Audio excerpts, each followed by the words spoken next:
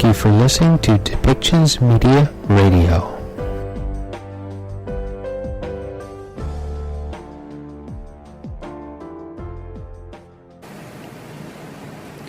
Good afternoon. My name is Adrian Dix. I'm BC's Minister of Health. To my right is Dr. Bonnie Henry, BC's Provincial Health Officer. This is our COVID-19 briefing for Thursday, April the 8th for British Columbia. Honored to be here on the territory of the Musqueam, of the Squamish, of the Tsleil-Waututh First Nations, and we thank them for allowing us to do this on their lands. I wanted to note that tomorrow, Friday, we'll be providing a written briefing, an update on COVID-19 cases and other relevant information at approximately 3 o'clock. On Monday, it will be the next in-person briefing with Dr. Henry and myself. In the briefing today, Dr. Henry will be taking you through a presentation on variant of concern testing and severity, by variant of concern and age. Dr. Henry and I will be speaking to some of the measures we're taking along with WorkSafe BC to improve safety of against COVID-19 in workplaces in BC. And I'll be making some comments about our vaccine program. We're going to be leaving plenty of time for questions that we know you have to bring. And with that, it's my honor to introduce Dr. Bonnie Henry. Thank you very much and good afternoon. For today, to start, we have 1,293 new cases of COVID-19 diagnosed today, bringing the total number of people with COVID-19 in British Columbia to 108,278. I will note that these numbers were reported from our Plover system and may be adjusted once we get our regular system up and running. There was a delay in its refresh today. Of the new cases, 448 were in the Vancouver Coastal Health Region, 645 in the Fraser Health Region, 69 were in Vancouver Island, 80 are people who live in the Interior Health Region, and 51 are people in the Northern Health Region. We currently have 9,184 active cases across British Columbia, of whom 336 are in hospital right now, 101 people in critical care or ICU, and an additional 15,203 people under active public health monitoring. 97,462 people are considered recovered. In the last 24 hours, we've had an additional 2 people who have died from COVID-19 in British Columbia, bringing that total to 1,493. And our condolences continue, and our thoughts go to the people who have lost loved ones. We have one new outbreak at the Seagull Family Health Centre in Vancouver Coastal, and the Ridge Meadows Hospital outbreak is now over. So that leaves us with 4 active outbreaks in long-term care, assisted living or independent living, and 7 in acute care facilities. Just to go quickly, to date we've delivered 995,001 doses of all 3 COVID vaccines across BC, and we know the Get Vaccinated online registration and booking system is now available for people. I'm going to go to the presentation here. As we have we've shared, we're actively monitoring the strains of this virus that we see in British Columbia over the past year, and I'd like to share some of the additional data with you here today. So as you know, variants of concern are the latest issue that we are looking at, and this has emerged. And I want to put it in a little bit of perspective.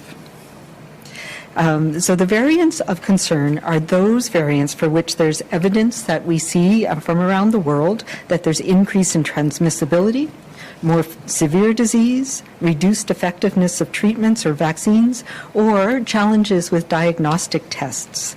And as a result, we do know that some of these variants of concern, particularly the ones we've seen from the UK, the B117, are likely to overtake and replace current circulating strains. And we have seen that happen across the world and here in British Columbia. one of the things the goal that we want in terms of what we are looking for with these variants of concern and our surveillance that we're doing in British Columbia, which has evolved over the last few months as we've developed more tests, is to monitor our vaccine effectiveness. That is one of the most important things. Monitor the performance of diagnostic tests and understand the evolution of the viruses that we are seeing causing infections in British Columbia over time and their impact on things like burden of disease, how many people are getting infected, how many people are in hospital, and how many people have severe outcomes.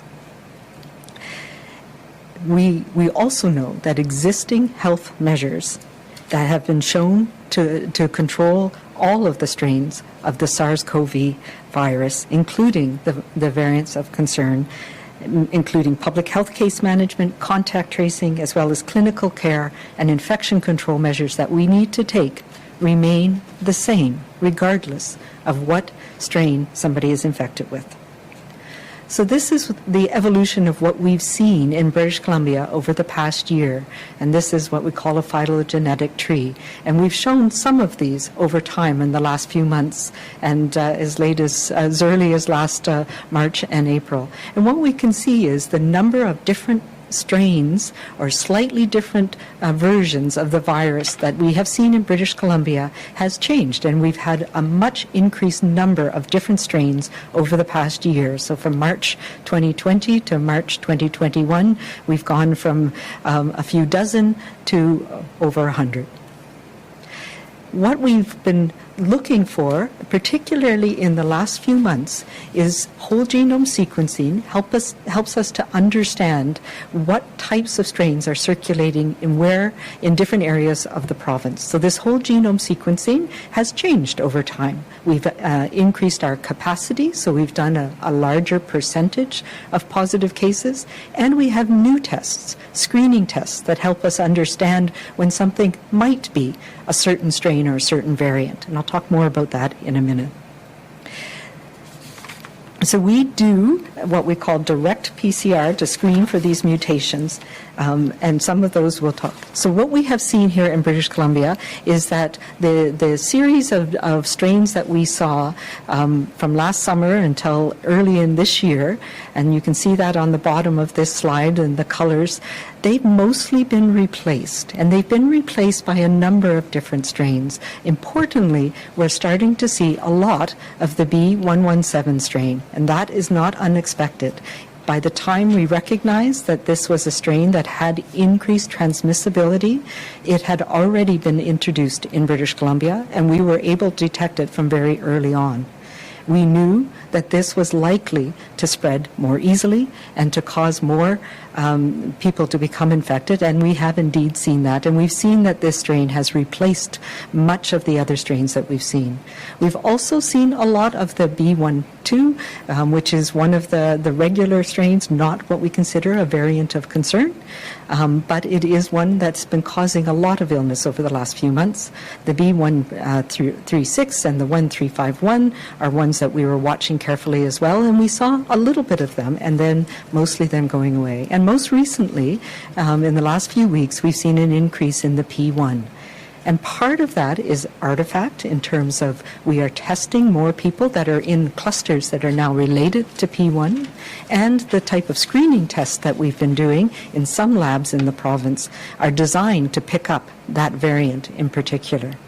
And that's why we are moving to a more systematic surveillance strategy so that we understand the relative importance of different strains and are able to detect new strains as they evolve over time. This is just an example of the numbers of different strains that we found through this whole genome sequencing as of April 4th. And what we call them are lineages, and ones that we want to investigate to see if they do have features that make them more concerning. And I will say that we're not alone. This is something that around the globe people are trying to understand. What is the impact of these different strains? How do we tell if some of them are going to turn out to be more transmissible or or cause more severe illness? What are the specific mutations that we need to worry about? And those are all things that are ongoing conversations in BC, in Canada, and globally. And just today, with a number of our lab colleagues, we were on a call across the country to determine what we define as a variant of concern or a variant under investigation, and what criteria we're going to use, and how does that allow us to talk to other countries around the world about the variants that they are seeing. I will also say it's really important to know that we do a lot of whole genome sequencing. So we have a better understanding, and we have increased numbers relative to many other provinces, and in Canada relative to many other countries. We do a lot more proportionately, for example, than the United States in its entirety. And we do very similar proportions of screening and whole genome sequencing to countries like the UK. When we started to see variants here, and we started to understand that there were some different mutations that made a difference in that variant being more transmissible in particular. And so this is an example of these different types of mutations that we see with a bunch of different viruses. And these are all profiles, we call them, of variants that we've investigated, that we have concerns about, that were found here in British Columbia in the last few weeks. And what we can see is that many of them share the same mutation that worries us. And the one that has been associated in particular with the UK and with both the South African and the P1 that we saw from Brazil is called the N501Y. So that's a specific mutation that's of concern. As we've learned about these mutations, different laboratories in the province, including the BC CDC, including the lab St. Paul's, and a number of other laboratories, have developed special PCR tests, so these screening tests that pick up those different mutations. But as you can see, those mutations can be with a whole variety of different strains of the virus or different variants.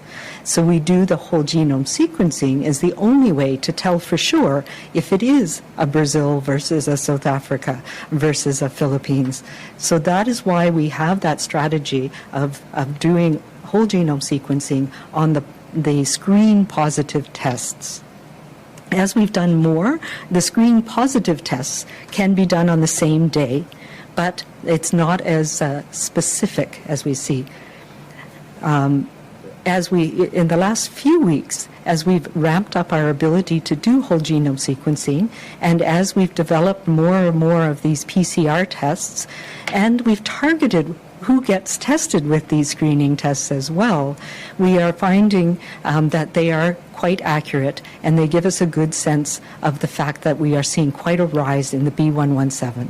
So we need now to shift our strategy so that we can use the whole genome sequencing capacity we have in British Columbia to do more systematic testing and sampling of all of the strains to make sure we're not missing another important one that may be arising. And we don't need to test so much anymore to understand if we have the UK strain here, because it is here and it's increasing and it is causing more transmission in communities around the province. But we're focused right now, we're seeing a lot of it particularly in the Fraser Health region. The P1 was one that was relatively new. We did a lot of focus testing in the early weeks with the chains of transmission and the clusters that were identified with P1. So now we don't need to spend as much time understanding that because we have now seen that strain as well is in a number of chains of transmission around the province, and we need to pay attention to the important measures that we need to take with all of these strains to stop transmission. So as I said, we can't tell with the screening test alone whether it's that exact variant of concern or not, and we need to look at whole genome sequencing in a more holistic way around the province to understand which strains are going to be replacing others, which strains are increasing, and whether there's other concerning ones that are coming now. So our strategy moving forward, given this high rate of transmission or high rate of VOCs that we're seeing in British Columbia, will be to no longer routinely sequence for confirmation.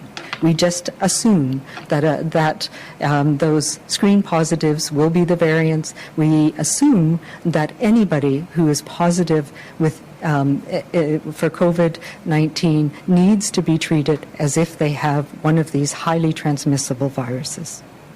And we will have a proportion that will be sequenced for continued surveillance over time, so we understand what is changing in our environment over time. And that's what we will be reporting on going forward. And we'll be we'll be doing that in a systematic way as part of our weekly surveillance reports from the BC CDC. And that way, our whole genome sequencing capacity can help us understand new transmission chains or clusters or outbreaks and help us understand how we can best manage those outbreaks, determine the proportion of travelers who have variants of concern, and really importantly, monitor for the things that make a difference in how we are managing our pandemic here in BC. And that is to monitor for reinfections, for vaccine failures, and for what we call escape variants, variants which may not respond as well to our immunization program. So that's an important piece that we have been evolving as we've understood more about the variants of concern in British Columbia right now. The other thing that we have been concerned about and been monitoring very carefully is the rates of hospitalization by age. And we've talked about this, about the fact that we are seeing younger people in higher numbers in our hospitals. But it's important for us to understand if that is higher than we would expect, or if that is because we have increased numbers of people becoming infected and the rate of hospitalization is the same or higher. So when we've done this analysis, we've looked at September to February of 2021, and then the period that we're most concerned about, which is really over the month of March, to see if there has been a difference since we've started to see that increasing rate, particularly of the B117, but also the numbers of P1. And what we can see here is that for the most part, we are not seeing an increased rate of hospitalization by age. The one exception to that is, I think, a reflection of our immunization program, where we have seen a higher rate of hospitalization in people over the age of 80. And this very likely reflects the fact that most of the people over age 80 who were infected with SARS, were CoV-2, were people in long-term care. And this reflects the effectiveness of our program and rates going down in long-term care.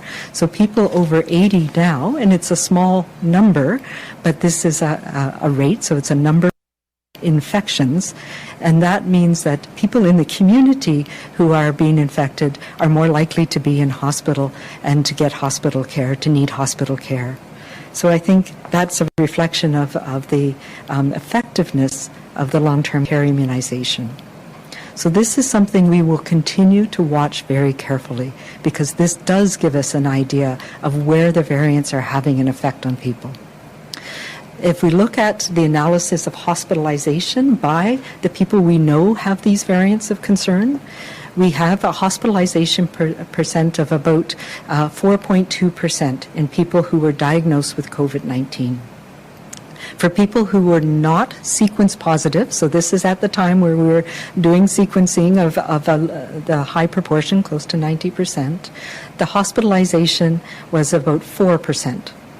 For people who were identified as having the B117, and that's about 2,300 people, the hospitalization rate was slightly elevated at 5.2%. So that's something we will need to continue to watch. That's about 120 people in March who were hospitalized.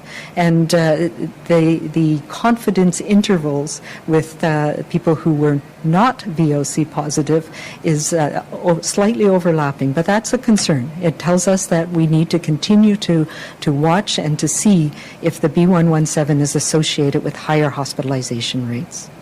The P1 variant, we saw the hospitalizations rates were not elevated, but again, a very small number. So only 36 people were hospitalized with P1 over the month of March. So that's again, we need to continue to watch. If we look at the age group of people who've been infected with the variants of concern, the two that we are most concerned about or that we're watching most carefully, what we can see is the B117, it really does reflect people who are the same age bracket as non-VOC. But for the P1, and partly this is because of the testing, and partly it's because of where the chains of transmission were happening, and it's primarily in the Vancouver coastal region, although we've seen clusters in every region, so far not the north. We've seen a much lower age group of people infected. So 20 to 29 and 30 to 39 are overrepresented in the P1. And that's a reflection, again, of where the outbreaks are happening and the increased transmissibility in those outbreaks. So finally, if we look at the rate of hospitalization per 100 cases by variant of concern and age, so putting those two things together, what we see for the B117 is that we are not seeing an increase across most age groups. We've seen a slight increase, as we saw in 80 plus, for people who have the 117 compared to those who don't, but it's very small numbers in that group and a very wide confidence interval. So the gray and the pink, as you can see, so the bar on the left and in the middle are overlap for all of the age groups. But we need to be concerned about the 60 to 69 year age group and the 50 to 59 year age group, where it looks like there might be an increase for both the 117 and the P1. The challenge with the P1, and that's reflected in the very wide confidence intervals, is we're talking about very small numbers of people. So that means that those numbers are unstable, and we can't be for sure, but it's a signal that we will be watching. So there were 10 people in the 60 to 69 year age group that were hospitalized, and 9 people in the 50 to 59 year age group who were hospitalized with a P1 variant. So again, this tells us that we're not seeing a dramatic change in rates of hospitalization by age or by variant, but a signal that we need to continue to monitor, and that's how we will be making sure we're targeting our testing over the next few months. Finally, I just want to talk about how our immunization program and how we can look at proportions of people who are immunized and the effect that we're seeing on hospitalizations and deaths. And what we can see is the 80 plus group, where our immunization program is going very well, and we've targeted that group, had the highest hospitalization rates, the highest rates of death. We've seen a dramatic decrease. Despite increasing numbers and increasing hospitalizations, the impact of the immunization program is felt along all age groups. And that is an important thing for us to remember as we get through the next few weeks and make sure that we get as many people immunized as we can. So to go back to our variants of concern, we will be posting the numbers in the next little while, just of the tests that we have done and by health authority, just so people are continuing to have that information as we transition to doing our more systematic screening and make that part of our weekly surveillance reports. So we do know that we are having increased numbers of people who have been infected with COVID-19, and part of that is, as we just saw, driven by the increased transmissibility of some of the strains that are circulating in BC right now. Workplaces continue to be areas where we have seen ongoing transmission chains and outbreaks and clusters across the province, but particularly in the Lower Mainland, and they are driving some of the transmission that we're seeing. And whether it's some people having, workers having a social interaction and bringing the virus into the workplace and then it's spreading, or whether it's in the workplace itself that the contacts is happening. They are one of the most common sources of transmission in our province, and it is widely across many different sectors. We've been working on this with our workplace task group for several months and trying to understand systematically which workplaces are at highest risk and how can we manage outbreaks and clusters in those workplaces. We've been doing this with public health, and our medical health officers and environmental health officers do this every day. And we are targeting businesses. We've been working as well with WorkSafe BC to ensure that enhanced COVID safety plans are in place and that people are adhering to them. In several cases, in many cases, we have had to close workplaces to break those chains of transmission. We've provided immunization in many of the highest risk workplaces that were determined by our workplace group and by the work that we've been doing together, particularly in those workplaces that can't be done remotely. So we've focused on food processing plants, on some of our food distribution plants, the farming areas where people are in group accommodation. So this has been an ongoing program. And part of our ongoing work together has been to work with WorkSafe BC to augment the work of public health. And as part of that program, I'm putting a new expedited workplace closure order in place today. And this order allows WorkSafe BC inspectors to operate under the Public Health Act with guidance from medical health officers to support the work that we're doing in workplaces when there is workplace transmission to help manage those outbreaks. When 3 or more workers have COVID-19 at a workplace that's determined by public health to be transmission in that workplace, we have an outbreak protocol that includes testing, that includes investigation of how that transmission might happen. And when it's determined that transmission has occurred at the location, public health will close that workplace for a period of time, for 10 days or longer as needed, as one of the measures to limit spread in that workplace. In larger workplaces, this closure may be restricted to the locations where transmission has occurred. So one of the places where we see this is at construction sites, and it may just be one team in the construction site that may need to be off for a period of time. We also are working closely with the protocols to make sure that we work with each workplace to provide advice around the COVID safety plans and where transmission events is happening. So when a closure is ordered, WorkSafe BC will now be able to support the work of public health and serve the closure notice and support the workplace to review and enhance their safety plans as needed. We recognize, of course, there are many workplaces that cannot be closed, that for public interests, of course, we need to keep them open and functioning, and those will be under the guidance of public health as well. So such workplaces as police stations and fire halls and our healthcare facilities, transportation hubs, some of the distribution hubs of necessary goods and services, grocery stores, pharmacies, these are places we know we cannot close, but we now have extra resources to help support those workplaces when we have workplace transmission and worker safety is at risk. As part of this as well, we will have a list of workplaces that have been closed and the dates of their reopening, and those will be posted publicly for people. So this is just an ongoing part of our program to help control the outbreaks and a more targeted approach to workplaces across the province to help us make sure that we are keeping things functioning as safely as possible and to avoid the need to have sector closures that are really a blunt tool.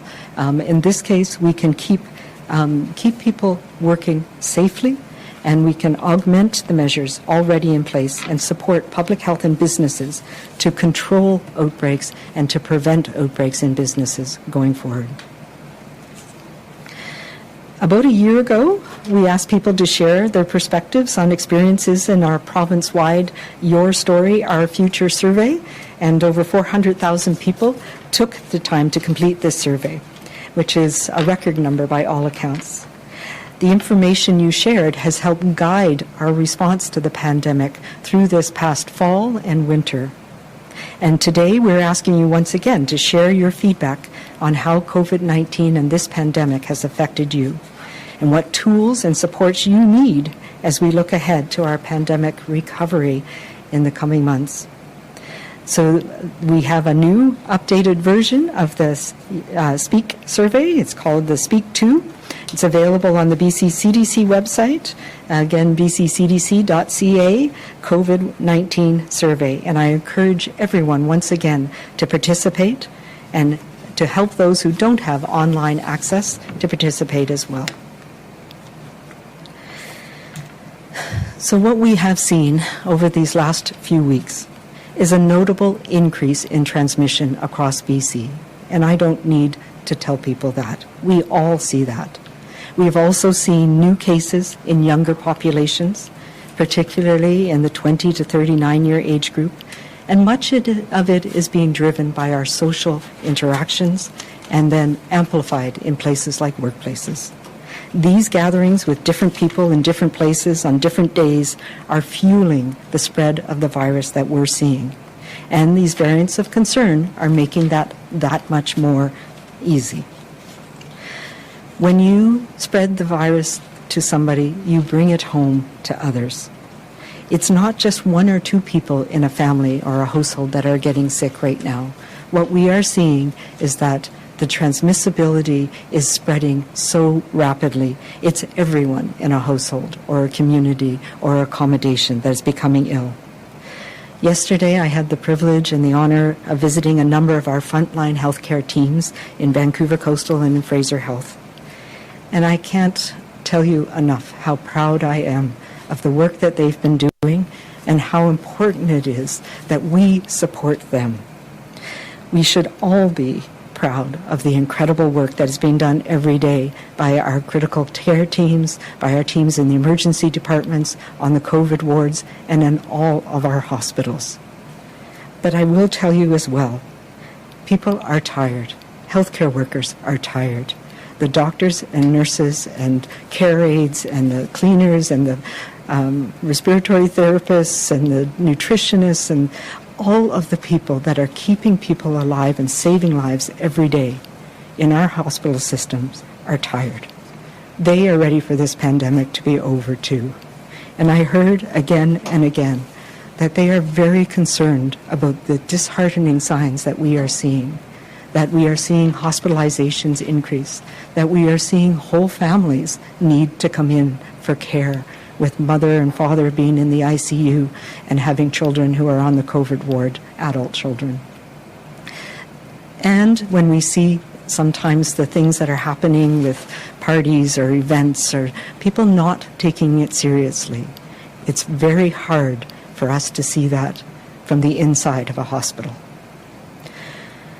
Despite the fatigue of our amazing frontline health workers, they are here still to support us. And we need to show them our support too.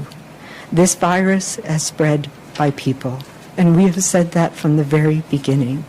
And we spread it to the people that we are closest to, whether we have symptoms or not. We spread it to the people we are closest to in our households, our family, our workplaces. And these new strains are making that easier and easier. We need to show our healthcare heroes that they have not been forgotten, and that we do that by doing our part every day to follow the orders we have in place. We have strict orders about not socializing with people outside your household. It is not okay to have friends and family over right now. It is putting them at risk. It is not okay to go on a weekend getaway. That is not essential. Nor is your ski trip just because you have a pass. It's not okay right now to have a wedding, a birthday, any of these ceremonies where we come together because we are putting people at risk. And those people are the ones that we are closest to. All of these need to be postponed for now. All of our connections need to be done safely. We need to go back and remind each other that we have the means and we know what to do. Small connections, safe connections, wearing masks, keeping our distance, staying outside rather than inside, using all our layers of protection right now, all the time. We have vaccines on our side, and we know the measures we need to take now as we get more and more people protected. But this virus, in its many different forms, will take any advantage it can, and with the increased transmissibility that we are seeing, we need to step back now and stop having our social connections that put our loved ones and people we don't know at risk. Show our healthcare workers that we have not forgotten. We know how to do this. And we know how to do this because we have been through this pandemic together, and we will get through it together. Thank you very much, Dr. Henry. I'd like to start by passing on my condolences to the family, friends, and caregivers of the two people who have passed away from COVID-19 in the last 24 hours, one in Interior Health, one in Vancouver Coastal Health. And we know, in part because of the restrictions that are in place, that this is a difficult time to grieve. And I think on behalf of everyone in BC, I want to pass on my support. And people know that when people pass away from this terrible virus, that we grieve with them, all of them, every single one of them. I wanted just to comment briefly on our partnership with WorkSafe BC and making our workplaces even safer, and the measures that Dr. Henry has described. I express my appreciation to businesses around the province. Over the next couple of days, we will be meeting with business groups around the province to talk about the effect of these orders, which will come into effect on Monday at midnight, or Sunday night to Monday at midnight. And those orders, and allowing us to use the incredible teams and workers and enforcement officers at WorkSafe BC to support them, we hope will target in specific transmission in workplaces and provide support to those businesses and those workers so that they can, in the cases that they get sick, get well, and to be able to perform their work safely. Obviously, we're going to continue, and there's a public interest provision that will support the continuation of all sorts of important and essential distribution networks and grocery stores and pharmacies. We'll be working with business over the next couple of days to let them know both the effect of the order and the fact that we believe that this targeted approach will help both them deal with cases with transmission of COVID-19 should it arrive in workplaces, and obviously to reduce transmission for all of British Columbia. We received a number of questions the last number of days about hospitalizations. 336 people hospitalized in BC, 101 in critical care across the province. Received some questions about the supply of ventilators in BC, and I just wanted to let people know and put this on the record. Our total in-service ventilators in BC are 730. We have quite a few more ventilators held in reserve, and of course have added to our supply since the beginning of this pandemic. At the moment, for all reasons, about 146 of those vents are occupied, 40 of them occupied with patients positive for COVID-19. So our occupancy of our total in-service ventilators in BC is 20% at the moment. Obviously, the supply of ventilators is not the significant issue. It's the supply and support for our extraordinary staff who've done across critical care, in particular in BC, on a world scale, some of the best work done by any healthcare workers in the world in supporting people in critical care. It's them that we're, of course, most concerned about in supporting and ensuring that they have what they need to deal with this very difficult and challenging moment in the pandemic. Some questions have been raised, and I just want a few things about our immunization campaign. I think one number was incorrect that Dr. Henry had. It's 985,001 doses of vaccine have been delivered in BC, 87,564 of which are second doses. As all of you know, we have two parallel programs running. Our age and risk-based program that is open for people over the age of 65, and we encourage everyone born in 1956 or earlier to phone in and register, and in the coming days they'll be sent a note so they'll be able to book their appointment. Our Indigenous population and our clinically extremely vulnerable And in addition, we have a pharmacy-based campaign now related to involving the use of the AstraZeneca vaccines, and it's open to people from 55 to 65, and it's being expanded from Metro Vancouver to communities around BC. And you can visit health authority websites and BC Pharmacy Association websites for a list of the participating pharmacies. We're making excellent progress with the supply that we've been provided. 44%, approaching half of our population over the age of 65, has received a dose. Well over 80% of those over the age of 80 have been vaccinated. Provided vaccination, of course, in 100% of long-term care homes and assisted living homes across our acute care system as well. In a matter of days, we adjusted to the safety signal for AstraZeneca and worked with the BC Pharmacy Association to distribute tens of thousands of vaccines to over 100 pharmacies in the Lower Mainland. And this ensured that our vaccines did not outdate the ones that we had received from the federal government in March. We are ready to receive vaccine and to deliver that vaccine to people as quickly as possible. On Tuesday, April 6th, we launch our online platform and provincial hotline for registering and booking hundreds of thousands of people over the age of 65. Our Indigenous population are clinically extremely vulnerable. As of noon today, 487,726 people have registered, and 81,047 people have booked appointments using the system. And this is an extraordinary response from the public. With every person vaccinated, we're all safer. I just want to go over the numbers just so that we understand where we sit with vaccines today. As of today, BC has received 888,810 doses of Pfizer vaccine. 750,052 of those doses have been administered, and the remaining 138,758 doses, the majority of which have arrived this week from the federal distribution system, are in health authority clinics going into arms in the days ahead. We get it, we use it. Moderna, and with respect to Moderna, we've received 248,900 doses of Moderna vaccine. Almost 80,000 of those doses have arrived since April 3rd, less than a week ago. These 80,000 doses were expected to be received the week of March 22nd, but we received them well over a week late on Easter weekend. Further, our allocation from the federal government of 105,900 doses that we were expecting this week is now expected to arrive later. Despite the unpredictability of deliveries, we are administering the Moderna vaccine as efficiently as supplies allow. And finally, with AstraZeneca, BC has received now 265,800 doses. And as you know, the 180,000 of those doses came in at the end of last week and are being distributed and will be administered through pharmacies, and that is happening right now. We need to vaccinate BC quickly, and we're ready to do that.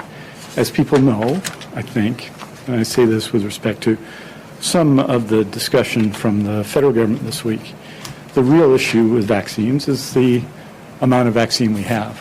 If we could get 1 million more doses, we have the system in place, we have the capacity in place to deliver that and to deliver that quickly. The key issue is doses. And there's always, I think, an effort in these things to ascribe blame. The decisions to give up our domestic manufacturing capacity of vaccines were made in the past. And the reality is those countries that are most ahead in terms of receiving vaccines are those with domestic capacity. The federal government is working extremely hard, given that circumstances, to bring doses to us. And I offer no blame for them. But I would say this, that we are capable and able and are delivering vaccine at a rapid rate here in BC. Only thing constraining that is the amount of vaccine we have, and any time vaccines arrive is a day for all of us to celebrate everywhere in BC. And I just want to repeat that those over the age of 65 and over, 1956, born in 1956 and below, should go online or dial in and register. In closing, we faced challenging times before. As you know, as of April 7th, as I just said, 897,437 people have been vaccinated with dose 1, and 985,000 doses have been received. That's 20.87%, or more than 1 in 5 of those eligible to be vaccinated. But this is a time, and it's clear, that our fight is not over. We need to keep doing what we know is right. We cannot put each other at risk We cannot undermine the vaccine's effectiveness. That's the safest route for us to take to keep moving forward. Until we've had our shot, and then some weeks after that, we have to, regardless, all of us, vaccinated or not, continue to follow public health orders. It is vitally important right now that all of us do so, that all of us follow public health guidance. That is the way that we can again flatten this remarkable curve and make everyone in BC safer. Aujourd'hui, nous annonçons 1293 nouveaux cas qui ont testé positifs pour COVID-19 pour un total de 108 278 cas en Colombie-Britannique. Nous sommes attristés d'annoncer 2 nouveaux décès liés au COVID-19 pour un total de 1493 décès en Colombie-Britannique. Parmi l'ensemble des cas confirmés de COVID-19, 336 personnes sont actuellement hospitalisées, dont 101 en soins intensifs. Merci beaucoup. Thank you very much. We're happy to take your questions. A reminder to reporters on the phone, please press *1 to enter the queue. You will be limited to 1 question and 1 follow-up. Please also remember to take your phone off mute. You will not be audible until your name is called. Our first question today is from Binder Sajan from CTV. Please go ahead. Hi, Dr. Henry. Just wondering what the plan is if there's an update for vaccinating people like first responders. It looks like 8 police and firefighters in Surrey have tested positive with COVID, and there are growing concerns, especially because we've seen what's happened with the Connect. So I'm just wondering if you can give us an update on what the plan is for vaccinating these groups. So as you know, we had been well on our way and had done quite a lot of the people that we had identified both in workplaces and first responders and where we had outbreaks. Unfortunately, with the AstraZeneca suspension, we needed to change that. And of course, we were hoping that it would be short-lived, but there's still more information that we need to gather about that program. So we have started to target some of the doses that we are receiving in the age-based program, particularly to areas where there have been outbreaks and to the areas of highest risk. And we finished, for example, teachers in the Surrey School District, or teachers and staff in schools in Surrey where we know the rates are highest. So those are being addressed on a outbreak management basis with the local health authority, and it will vary depending on how much vaccine we have, but we are in the process of ramping up the worker program again, particularly for, as you say, first responders and those identifiable groups that we know we can get to quickly. We are also, much of that program was dependent on receiving more of the AstraZeneca vaccine, which just came in this week. Unfortunately, we can't use it as we wanted to, but we also are hearing news that we are going to be receiving Johnson & Johnson in the next few weeks as well. So we'll be able to ramp it up more quickly once we receive additional vaccines and once we get a better understanding of the safety signal and the advice from both Health Canada and the National Advisory Committee on Immunization. Which is all to say, right now we are focusing in the local area on outbreaks, and I know that Fraser Health, for example, is working with Surrey Fire to ensure that we have an outbreak response that supports them. Binder, do you have a follow-up? Yes, thank you. I just want to ask you also about the latest CDC situation report. It showed a test positivity rate of 20% among 10 to 14-year-olds.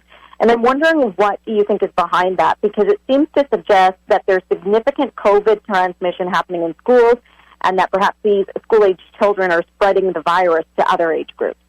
Yeah, so I think I would say that tells us, we look at the timing of when that was done. The testing was done as people went back to school, but the exposures and the transmission that we were seeing was over the March break for the most part. And yes, we are seeing increases, as we're seeing increases in all age groups in the community. We are seeing increases in children as well, and we are following that carefully.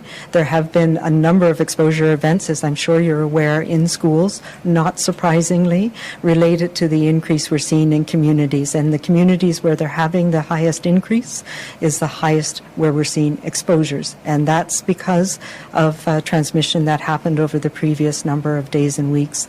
So again, how important it is, if anybody in the family is unwell, get tested, do not go to work, do not send your children to school. That is important right now as we've seen the rates in our communities take off. And particularly if you were somebody who traveled, who had those social connections over that March break period, you need to pay attention that this virus is transmitting rapidly. Our next question is from Katie DeRosa from the Vancouver Sun. Katie, please go ahead. Hi, Dr. Henry. With the change in the method for sequencing the variant, what data will be released? Will there still be a breakdown of variants of concern, and will this be based on the PCR screening, or will it just be one bulk of COVID tests, given that the variants are going to take over? Like, how will that be provided to the public? We're working through that of how to best understand it. And you see, this is one of the challenges we have. We had new tests, different tests that were developed by different labs in different areas of the province that were targeted at different populations. And so it's very hard to put together a complete picture. And that's what we've been working on with the BC CDC lab as the lead laboratory, the reference laboratory for this. And Dr. Mel Krajden is working with his team with all of the laboratories in BC to understand how we can best use both the screening tests but the whole genome sequencing particularly to get us help us better understand on a population basis what is actually happening. So we will be presenting that likely next week, and we haven't figured out exactly what that will look like yet, but we need to move in that direction so that surveillance tells us more about if there's areas of concern, and we have the capacity to investigate those more thoroughly. So stay tuned. In the meantime, we will be continuing to provide the basic information by health authority by the current variants of concern that we have been following. Katie, do you have a follow-up question? Thank you. And for Mr. Dix, can you break down a little bit more the logistics of getting the vaccines when the province receives it? How many days does it take to deliver to the health authorities? How long does it take for the health authorities to get it to the clinics? And how far in advance do health authorities know the supply of vaccine they'll be getting so that they can book in vaccination appointments accordingly? So in general, we've had pretty good, pretty consistent delivery of Pfizer. The amounts that we expected to receive, we've received, and that has been the workhorse vaccine, as is illustrated by the numbers and the amount of Pfizer that we've vaccinated people with. Moderna, as I've just expressed, is substantially less consistent, the arrival of the Moderna vaccine. And again, we received over the Easter weekend, I think Easter Sunday or Easter Saturday, about 72,000 of the doses that we'd expected to receive the week of March 22nd.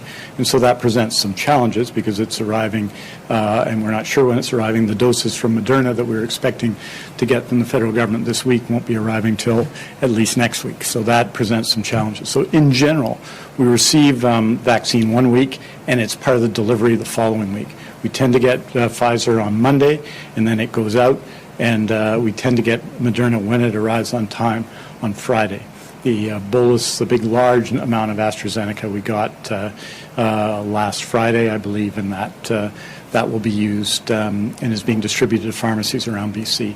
It obviously goes, a significant amount of it goes directly to the site, so it will go, say, if it's to be used in Northern Health, to Northern Health, but a lot of it comes into a central hub. So basically you get vaccine the 1 week, and it's part of the clinics the following week. So it's receive, distribute, put in people's arms, and then that week, of course, at the same time you're putting in people's arms. So that's generally what happens, but especially with respect to the Pfizer, we've had to move very quickly, and sometimes it'll be available in a day or two because we've had weeks where we have about a third of a day's supply of Pfizer left, and we have to, as soon as it arrives, get it out to clinics where we booked appointments. So that's the planning part of it.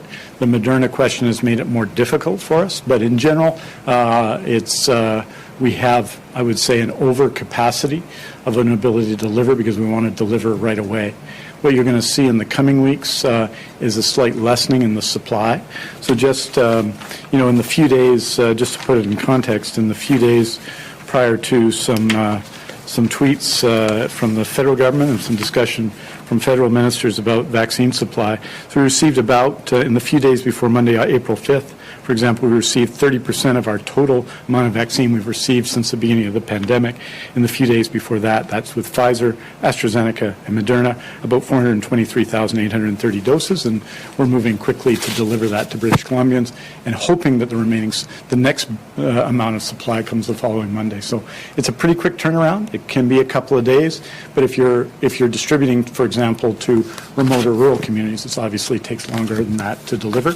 But I think our folks are performing really efficiently in this process. We've got a lot of capacity out there, and I think the user-friendly registration system that's been put in place is going to help us in that as well.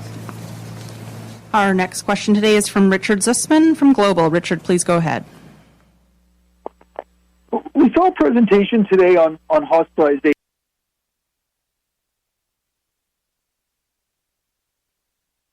And I'm trying to understand whether you are concerned about capacity issues in Metro Vancouver hospitals linked to COVID, and what should we take out of the fact that we continue to see case numbers soar?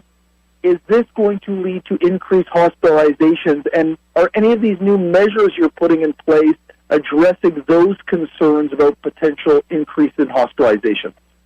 Yeah, so the measures that we put in place, to go back to October, November, where we put in place some very strict measures around social gatherings, and I am reminding people that those measures are still in place, and I think we drifted from those.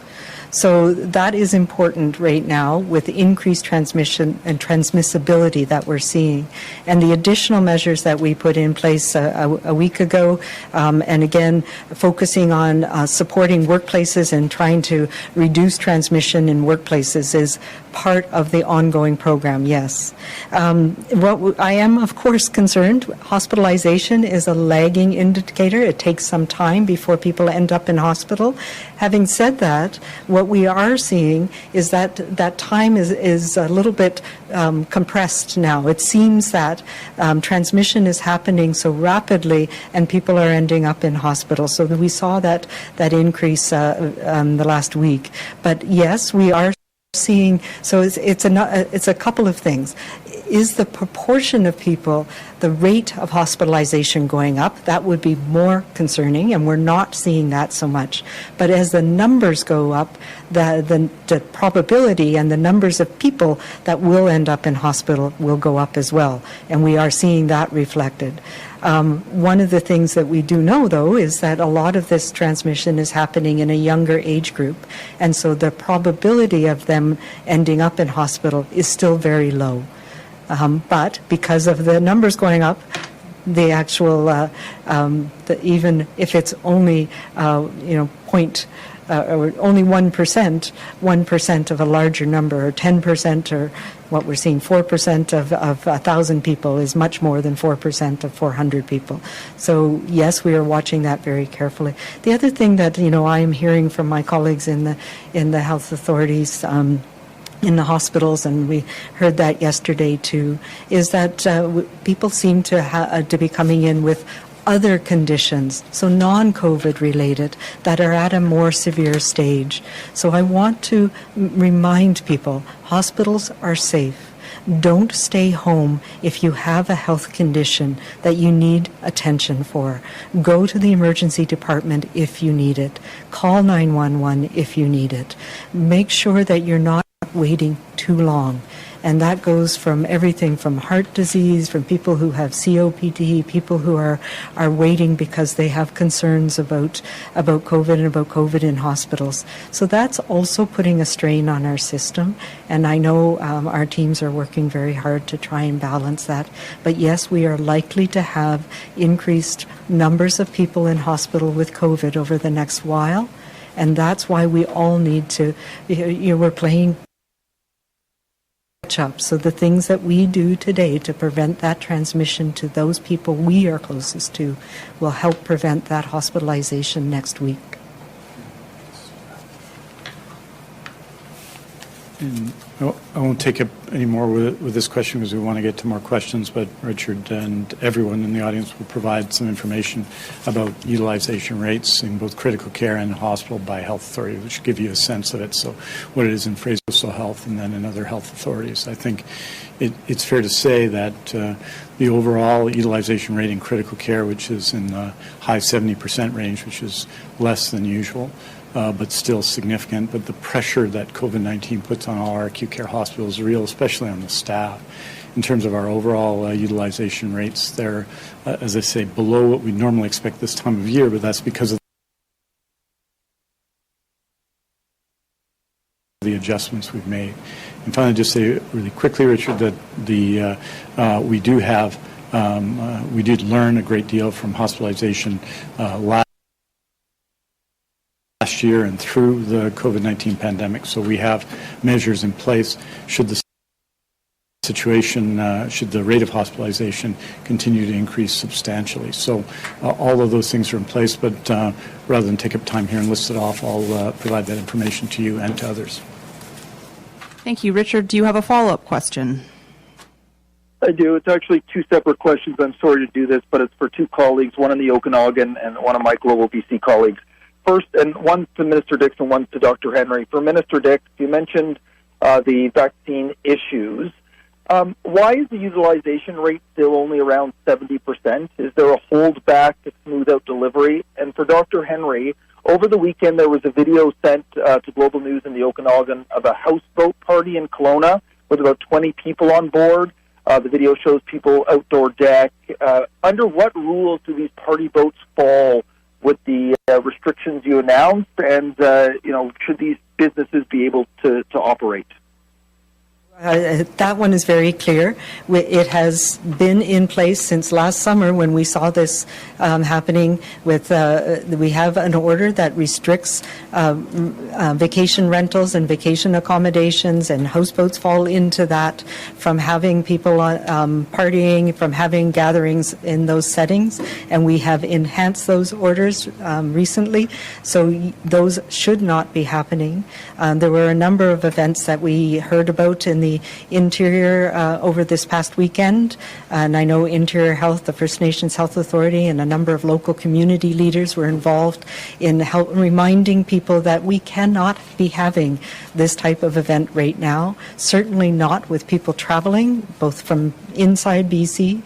There was another event where people were coming from Alberta, Saskatchewan, and other places, and when we found out about that, it was shut down as well. And there are fines for not only the people organizing these and the businesses that are allowing these to happen, but also for people who are attending in contravention of the orders. And we have the support of the RCMP and police services to enforce these fines as well. So these are not the times to be doing that, and they are not permitted under the orders that are happening right now.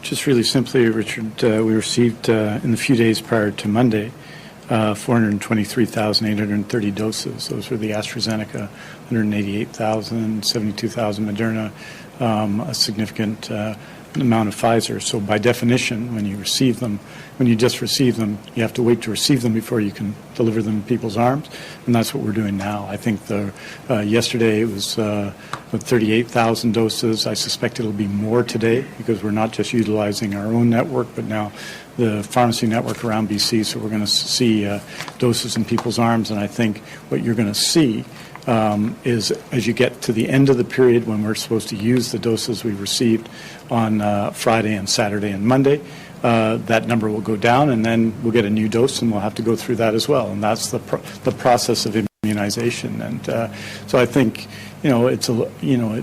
when people deliver vaccines the day before and then talk about how many vaccines are here that they've delivered and haven't been put in people's arms, I think people understand that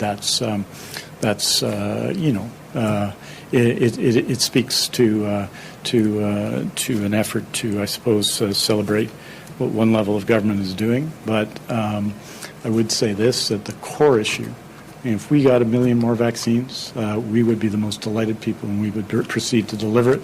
And that's what we're doing with the some 423,000 vaccines we received from Friday to Monday in BC. Our next question comes from Marcella Bernardo, News 1130. Marcella, please go ahead.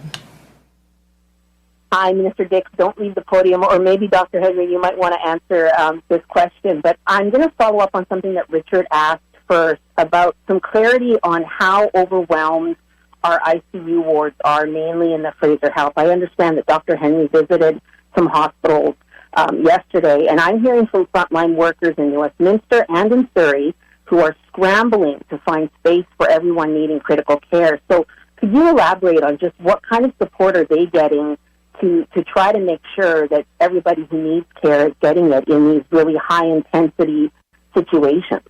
And I think you're absolutely right, Marcella. Particularly, I had the privilege of talking to the teams at Surrey Memorial Hospital yesterday, where the bulk of the critical care patients and COVID patients are, and where we know the community itself has been most affected by this virus, particularly recently, where rates are the highest they are anywhere in the province in Surrey. And they are doing an amazing job. And yes, it is whelming. I would say they are not overwhelmed, but they are definitely whelmed and tired and concerned. And that's why it is so important for all of us to pay attention, because these are people who have been working on those front lines for over a year now. They know what they're doing. They know how to manage cases, and the way that they are organizing their nursing staff, the way they're organizing the teams to support people who need their care is just, it's world leading. And I'm so proud of especially the critical care teams that have worked together around the province. So we have a strong network of support with those critical care teams. We're learning from each other so that the methods that people are using in one ICU that seem to work are being used in others. They're exchanging information and working together in a way that I think is exemplary.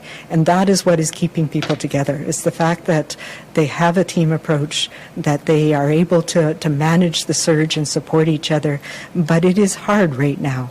And it's something that we're paying attention to. And yes, there is a provincial support to look at where we move people who need certain types of care, whether it's from the north or to the island and interior and the lower mainland.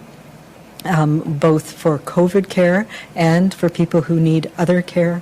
And we are, of course, looking at, do we need to manage some of the other events that are happening, like certain types of surgeries, to slow down on those. And, of course, that's something we are hoping never to have to do because we know the impact that has. But those are the measures that the leadership teams in Surrey, in New West, in Richmond, VGH, are doing on a daily basis. So those are things that we are working on together. As noted, Marcella will provide you with the information by Health Authority, give you a sense of it. I think what is absolutely true that in some hospitals, the University Hospital, Northern BC and Prince George, at different times there have been real challenges because of the level of COVID-19. There is always at Surrey Memorial Hospital, which needless to say is one of our busiest hospitals. At different times at St. Paul's, there have been real challenges because of both an outbreak there and because of fact that St. Paul's services the downtown east side, where there had been significant transmission for a period earlier this year. That situation has improved somewhat, as you can see from the weekly numbers. So the fact that it may be 77% in critical care province-wide doesn't mean we don't have individual challenges, and there is a whole system in place to support. That doesn't change the fact that our teams are doing just extraordinary work under high pressure, and this is in addition to all of the other things that they do. So they really need our support, and they have it. Marcella, do you have a follow-up? I do. It's regarding something that we're calling vaccine hunters in the Lower Mainland, because we're hearing from teachers who are trying to line up for doses left over because someone may have missed an appointment.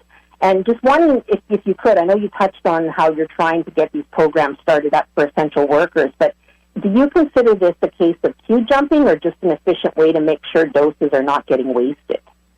So I say don't line up unless you have been asked to come, because there is a plan with every clinic for every dose. And, you know, we talk about the fact that we get a lot in on Monday, and that needs to last us till end of day and sometimes Tuesday the next week. So there is a plan that is titrated on a daily basis depending on doses and who's there. And there's plans within each day about how many doses are drawn up, how many doses are thawed, etc., so that we can use up every dose. And there is people who are on standby to come in and be booked in if there's no shows, if there looks like there's going to be doses at the end of the day. So please don't line up. I am reassured by my colleagues across the province that there are plans, and the plans often involve things like taking any end-of-day doses to the emergency department, to a hospital, to a local place where we know that there's a need still. So there are plans for those doses, and yes, we will be targeting the people who can't work from home. Our frontline workers program will be getting going again over and above the outbreak response that we continue to do. We have time for one more question. For everyone listening, Dr. Henry and Minister Dix will release a statement this afternoon with the latest information on cases, hospitalizations, and outbreaks. You can find at news.gov.bc.ca. Our last question today is from Tanya Fletcher, CBC. Please go ahead. So, Dr. Henry, many BC-based academics and doctors say our situation will worsen if we don't urgently shift our vaccine strategy away from the older population and instead towards the younger demographic where the virus is more prevalent. So are there any plans to adjust any parts of our rollout to pivot vaccines to younger people? Yeah, you know what? We take those modeling into account. Certainly have had long conversations about this. It is one of the factors that we look at. But we look at the data we presented today.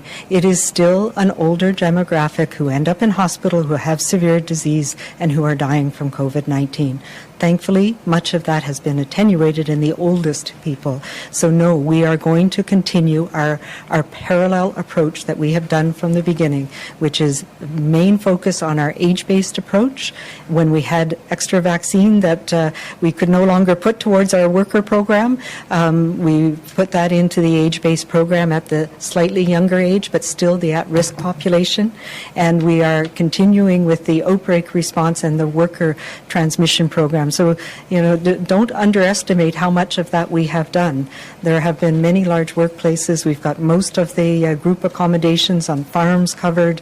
We've got a lot of the food processing plants covered. We've got did a lot of the workers in Whistler. One of the management strategies that we've been working on with Whistler, and not wanting people to leave before we gave them some protection. So these are all, there are many different factors that we look at in determining how to allocate the vaccine programs. And absolutely, we are targeting where transmission is happening, particularly on people where we know those workplaces are at risk. But we also need to look at the amount of vaccine that we have. So people are saying, you know, why did you close restaurants, just immunize all the immunize all of the workers who work in the restaurants, but that's not possible. We're talking about 500,000 people in many different places. So we have to target it where it's going to make the most benefit and the most difference, and part of that has always been at the high-risk workplaces, and we'll continue to do that. Tanya, do you have one last quick follow-up question? Yes, and if we could get an answer in French from Minister Dix as well, please. Can you elaborate on why you felt the workplace enforcement was needed to be beefed up with this new closure order? Were businesses continuing to operate unsafely even when transmission was happening? And many asking if this will apply to schools as well. The second question to schools, no. This has been an ongoing evolution of the program that we've had in workplaces, and it's part of the stepping up of the workplace safety plans that we've had in place and helping augment the response. So this is not a change from the response that we have. It's the fact that our public health response is now more aligned with WorkSafe BC, and we're able to use the WorkSafe BC inspectors to augment the public health workforce to help businesses and support businesses where there's transmission in businesses. So it's rather than taking that blunt tool of just closing everything when there's a transmission, to being able to support specific businesses when there's risk in those settings so that people can work safely. But I do want to say it is on top of the importance that we have of the COVID safety plans and then adhering to them, and where we've seen widespread challenges, and in restaurant dining, for example, we have had to take the more blunt approach of stopping that risky behavior. So this is to support businesses so that we can continue to function safely, and a partnership with WorkSafe BC to help us do that more effectively.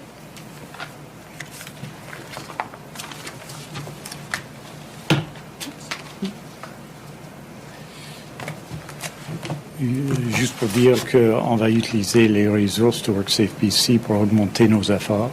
C'est nécessaire. On voit beaucoup plus de transmission actuellement. Il faut soutenir des lieux de travail pour assurer que des travailleurs et des gens dans ces lieux restent sains et saufs. Merci beaucoup. Thank you very much. And we'll see you on Monday. This show has been produced by Depictions Media. Please contact us at depictions.media for more information.